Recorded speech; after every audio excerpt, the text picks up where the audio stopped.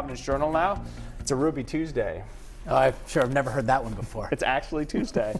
All right, you were at that Portsmouth-Barrington game writing about it for the Providence Journal.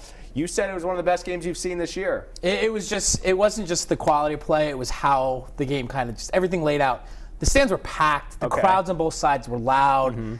The officiating was great, the play of the game was great. It came down to a last second type shot. Just one of those games where you walk out of there feeling like that was awesome. So you've been buzzing about how good D2 is going to be in the playoffs. What is it about D2 right now? Tonight was a perfect example. It's just the balance of all these teams. We had a buzzer beater tonight for a game that's really going to decide the 1 or 2 seed right now. The win gets Portsmouth. They're tied with Westerly with Westerly's win over Tiverton tonight. I think Westerly has the tiebreaker right now, but there's a chance one of those teams is going to be the 1 seed, the other one's going to be the 2.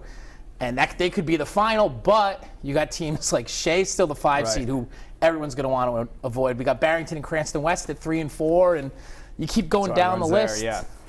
All right, so I mentioned ProJo from North Kingstown. He's approaching that NK record. Erickson Band's approaching the all-time scoring record for Rhode Island. What can you say about those accomplishments from those guys? It's a pretty big deal, especially when you look at the programs. For North Kingstown, the program that he's in, there's been a lot of great players that have come through North Kingstown. He's approaching Kirk Hagum's record. Okay. He graduated, I think, in the early 90s. They've maintained excellence his whole, program's whole time. ProJo's just been a consistent scorer and getting it done. And with Erickson, he's just, this isn't a shock. He's so good. Right. He's playing a different game than most of these kids. And the record all time is Robert Griffin from St. Raphael. Everyone knows him as Ubi.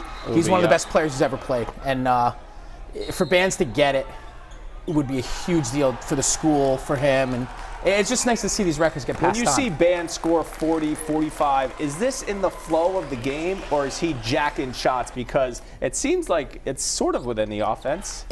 Their offense is Erickson Bands. It's him. And if he's hot, everyone knows they're in for a long night. Because once he hits 1 or 2, you can't stop him.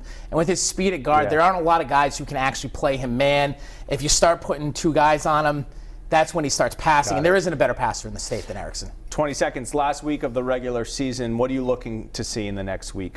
I just want the playoffs to start now. I'm done. Because We've seen enough. It's been insane, and the divisions are going to be great. State's going to be great. It's really going to be an awesome time for the playoffs. All right, good stuff. Eric Rueb of the Providence Journal. Read his stuff on ProJo.com and in the print copy on your doorstep tomorrow morning. Thanks so much, Eric. Coming up after